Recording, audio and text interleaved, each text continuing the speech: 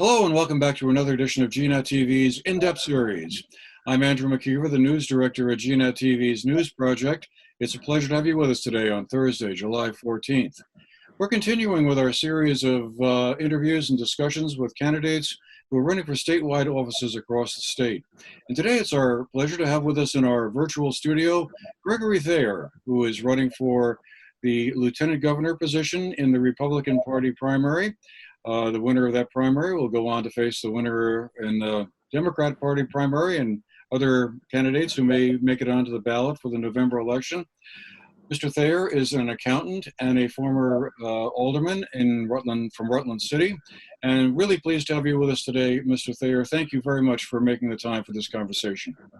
Yeah, thank you. Thanks for having me. Hello, viewing audience.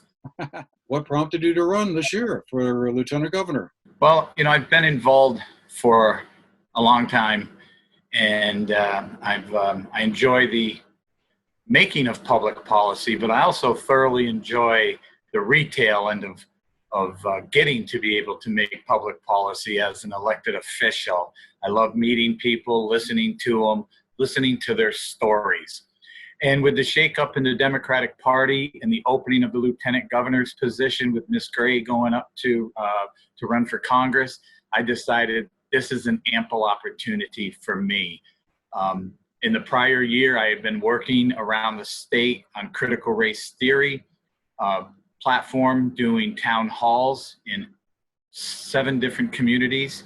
And then we started doing some Americanism, Marxism symposiums with Pastor Ed Wheeler out of Middlebury and educating people. Back in 2018, I had started a program and organization called Vermonters for Vermont Initiative, and that's what it was about, educating Vermonters and people about what's going on in our government, not just at the state level, Andrew, but also at the local level, on the school boards and in the city councils and town halls, select boards. I was as you mentioned, a former Rutland City alderman, and very involved, prior to that in city government on different committees as an unelected person, if you will. So I decided this is me. I'm going to run, and I'm going to put my 35 years of experience out there between banking and being an accountant, having a master's degree in accounting. And probably one of the most important tools that I've learned is being a father of 4 children, adult children today. And that's just, has increased me in my ability to think and reason and really listen to people. So what are some of the major issues you feel are facing the state at the moment? You mentioned a couple there in your first answer, but I guess I just wondered if you wanted to, mention a few of the things that are of particular importance to you as you hope to go forward and become the next lieutenant governor of the state. The largest issue is affordability to live in Vermont. We all live, work, and play here, and we want it. A beautiful Vermont, a beautiful community and people. We have great assets here in Vermont. So affordability, how expensive it is. I know some of this stuff is pushed by the federal government, but there's things I believe that, we could do here in the state government to help that. We have a serious housing issue. Some of my core issues is public safety. Public safety is the #1 responsibility of government.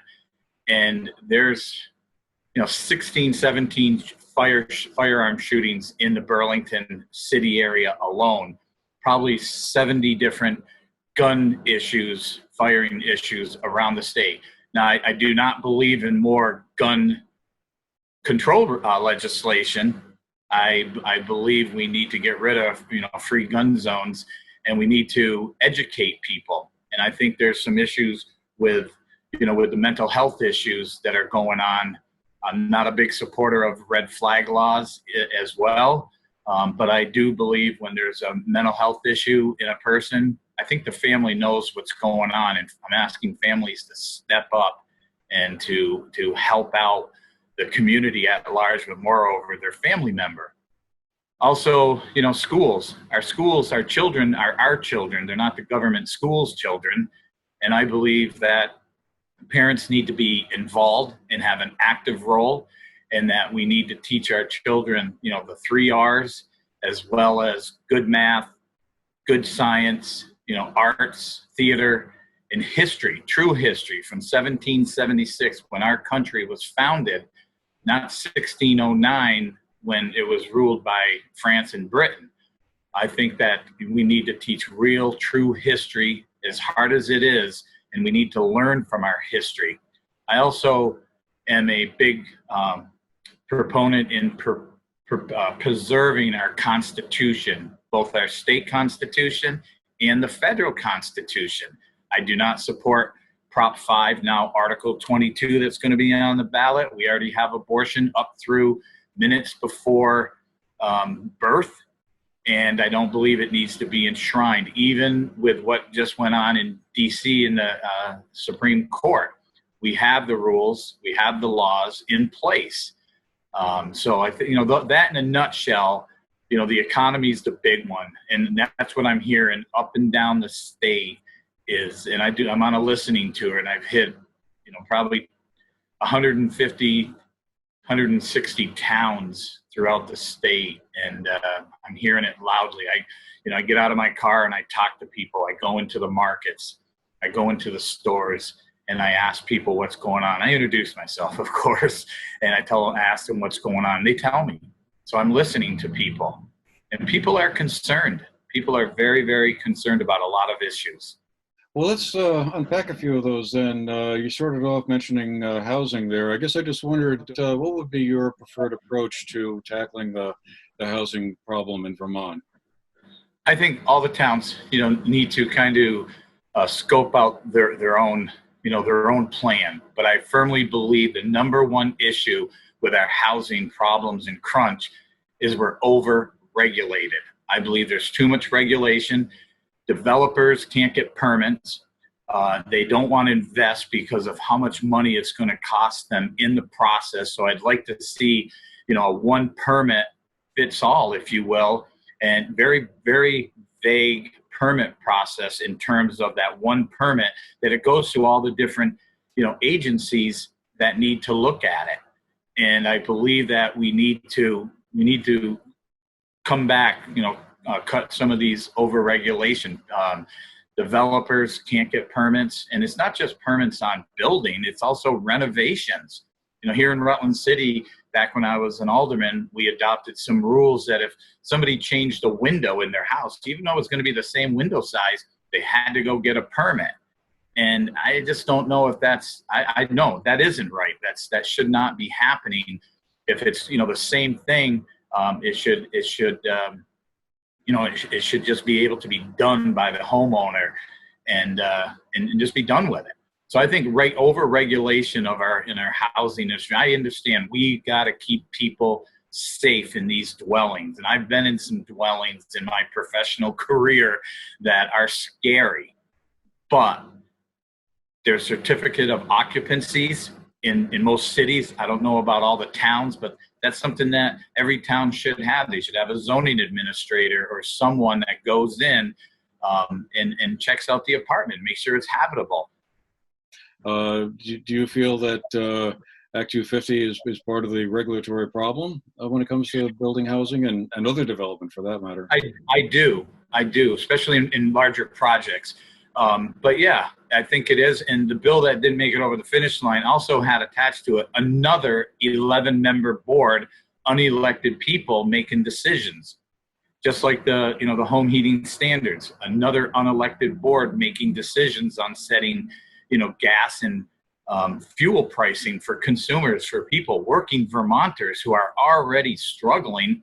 And now they have with the inflation going on, the gas for their car, food for their family, medicine, building supplies, everyday products are incredibly expensive today because of this inflation that's going on in the supply chains and everything. And I just think that we need to start thinking about the people more instead of the special interests, especially in the environmental process. And again, when I ran for mayor in Rutland in '99, and when I was on the city council, Andrew, I talked about that. we Republicans want economic development, but we also want a clean environment. And I believe that there is and can be a balance when the right people sit at the table and talk as mature adults. I don't think that's going on. And, we all live, work, and play here. That was my motto in '99. And it's my motto today. We live, work, and play here. And we want a clean environment. I love that we have clean air, clean water. I drink a ton of water. And you know what, Andrew? I don't buy the bottled waters. I take it out of my tap here in Rutland City or wherever I'm at. If I'm at my brother's in Franklin or a friend down in Bennington or wherever, I drink tap water. And it's the greatest asset we have. Well, let me move on to the public safety question you mentioned there earlier, and I also noticed on your campaign website you stressed this to some degree.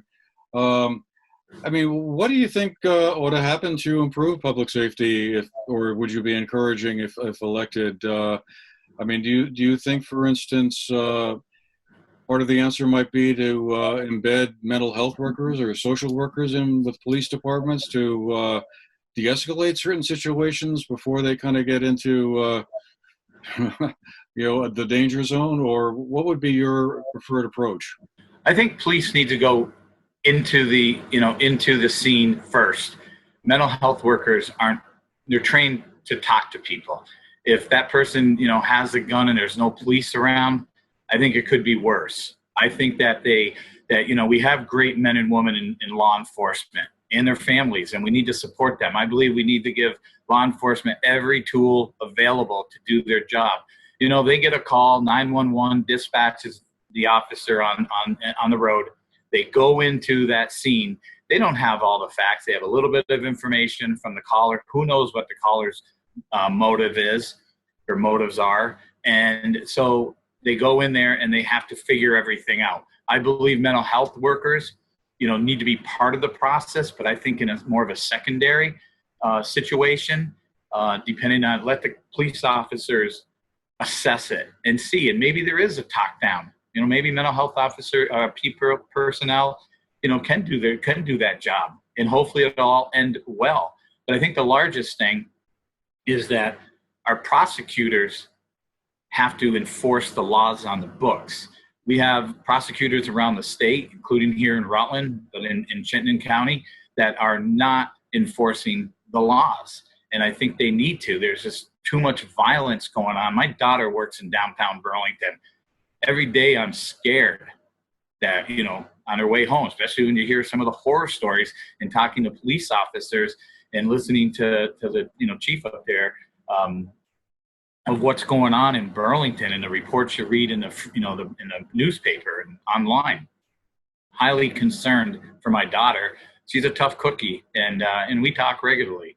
But I think we need to keep qualified immunity for law enforcement as well, because again, a lot of the things I said, they go on to a scene, they don't know what's going on.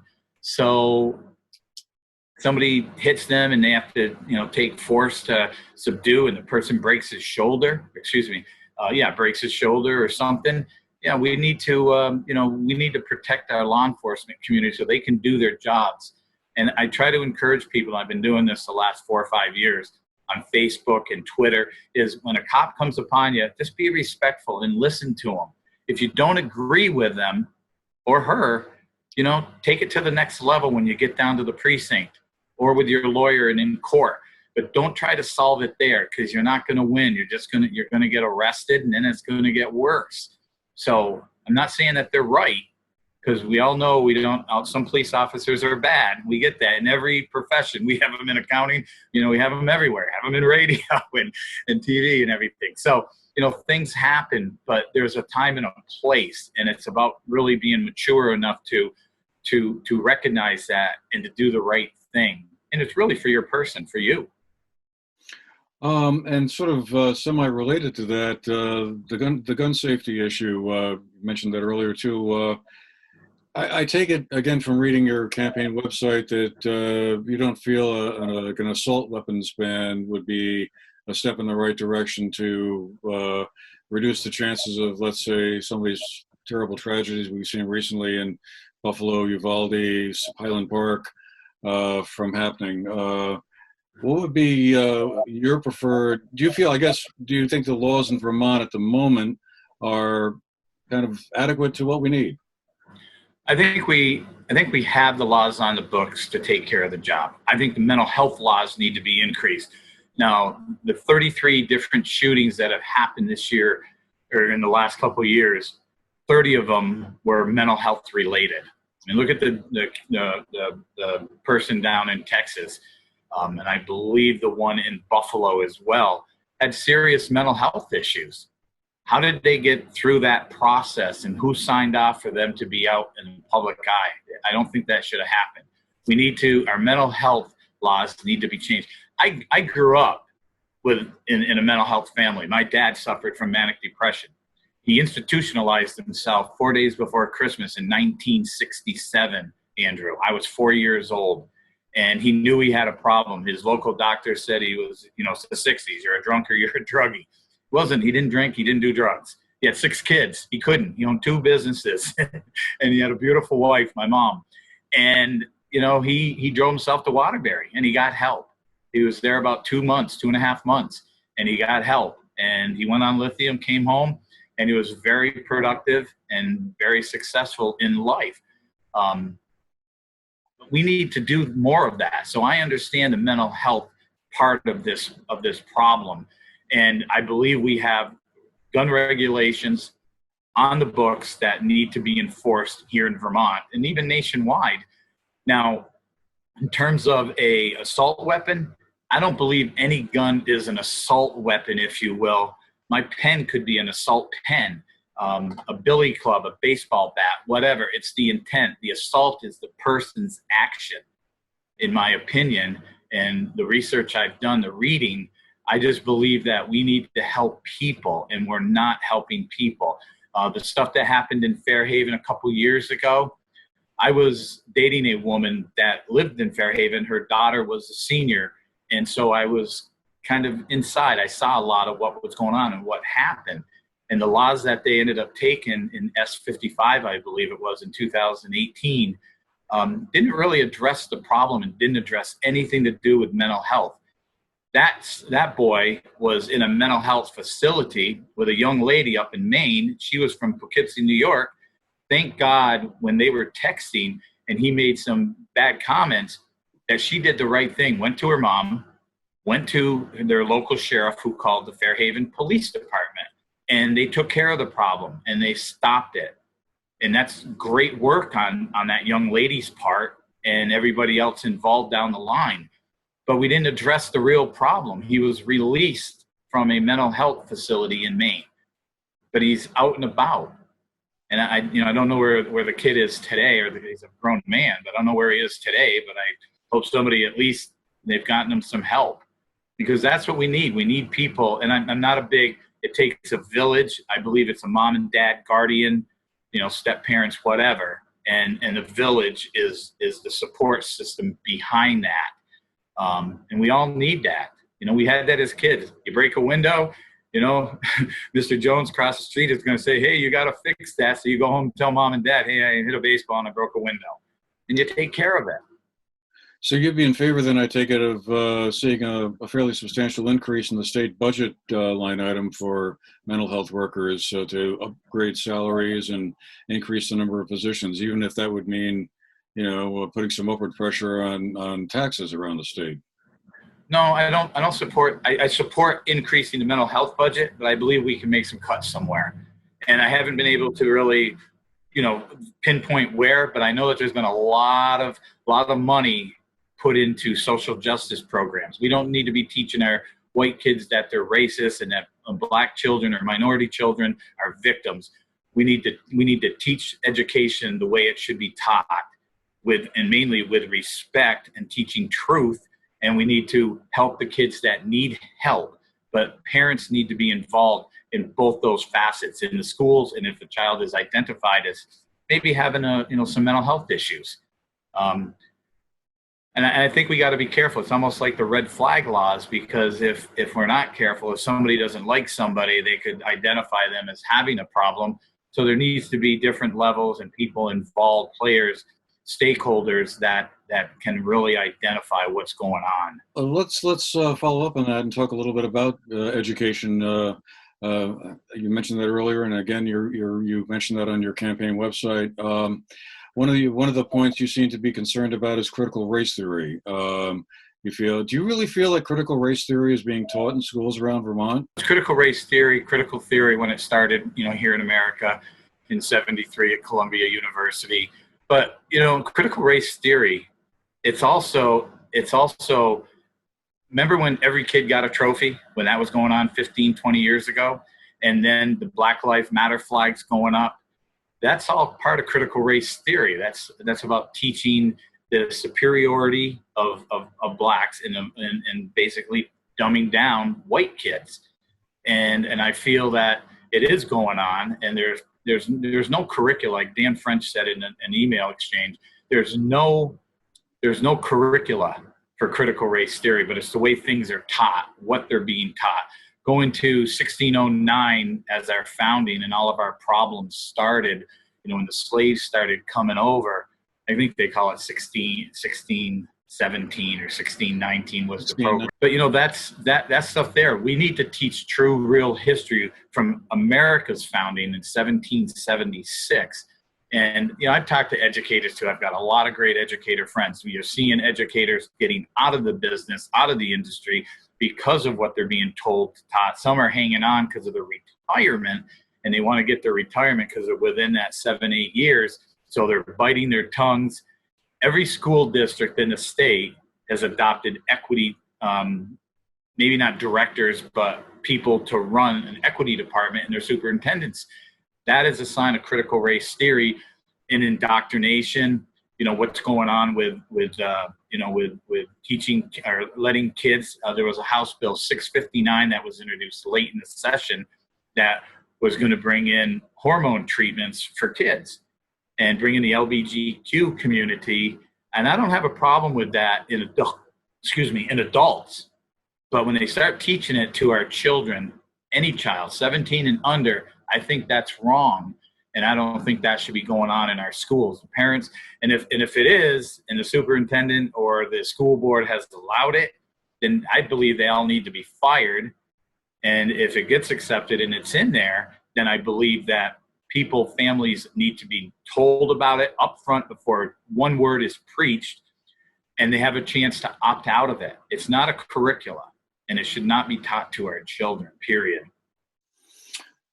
Well, it's a theory that holds that there is systemic racism that has certainly been part of the U.S. history, and you can take that all the way from slavery to redlining of districts where banks didn't make loans to minority homeowners or would-be homeowners.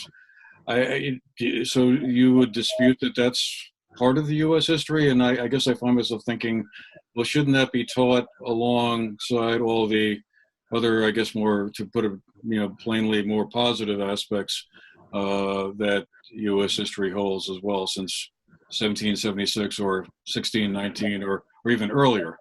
I believe I don't know if I really believe in systemic racism going on. I believe there's opportunities for everybody. I mean, look at Clarence Thomas, look at Condoleezza Rice. There's thousands of other great Black Americans who have done incredible things. I'm a Booker T. Washington guy. And in 1895 in Atlanta at the convention, first Black to ever speak in that forum, he said the biggest and the best asset that we can give our children is an education, a truthful education. And I don't think we're doing that. We're spending too much time on it. And our test scores collectively are not good around the state and around the country compared to, international students. And so I think we're teaching too much of that stuff and not enough of the 3 R's and real science and math and everything. And I think so, I totally agree that Blacks and minorities were mistreated, but the first slaves were white, owned by Blacks in America. The first slavery owner was a Black person in South Carolina, and whites were slaves too. And there's still people around the world.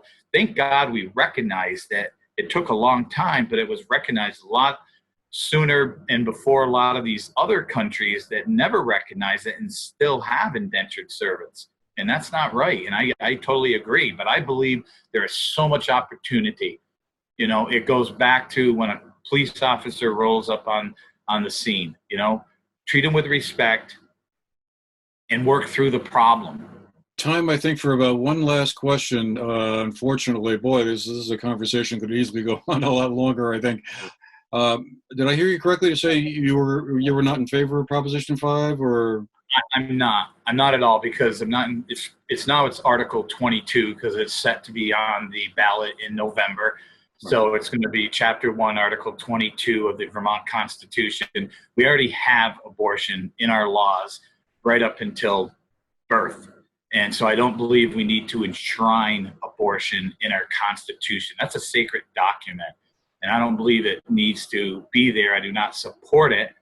I'm pro-life from conception, with exceptions, because, you know, if a woman's raped or incest or, the health of the mother, there's different things like that I understand. But I think they need to be taken on an individual basis with the family, the woman and her family, whether it's a husband, boyfriend, whatever, and their doctor.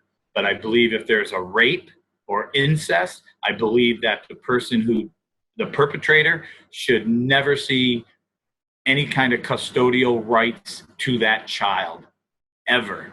And I think a lot of women would probably have their babies if they knew they didn't have to deal. My wife and I, when I was married for 24 years, we had those conversations if she were raped or one of our children.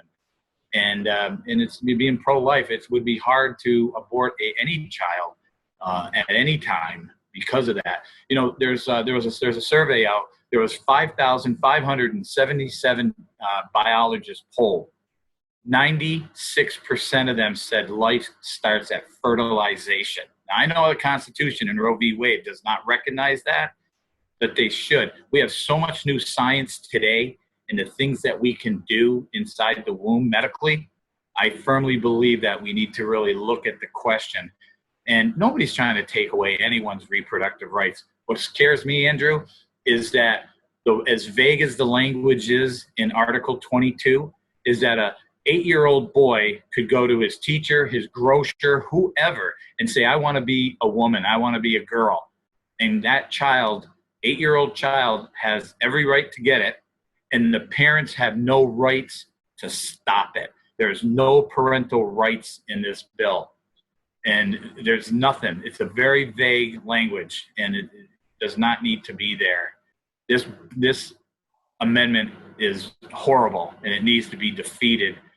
Anyway, well, thank you very much, Mr. Thayer. Unfortunately, we're going to have to leave it there for now anyway. But I want to thank you again for making the time to have our conversation and tell us a little bit about your views. Gregory Thayer is a candidate in the Republican primary for lieutenant governor. And as we all know, the primary is being held on August 9th, but you can cast your ballot now if you want. Early voting is underway, and contact your town clerk and get a ballot.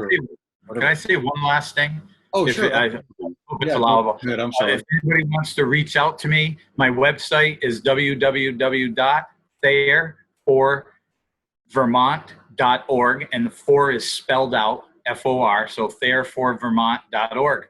Thank you very much again for your time, Mr. Thayer. Really appreciate that too. And thanks to all of you for watching as well. We hope you found our conversation interesting, and well, we'll see you again the next time.